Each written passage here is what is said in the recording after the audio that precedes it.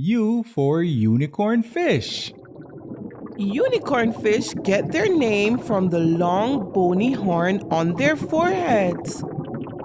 These fish come in many bright colors, making them look like underwater rainbows.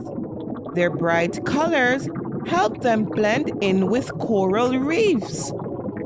Unicorn fish are herbivores, which means they mainly eat plants and algae.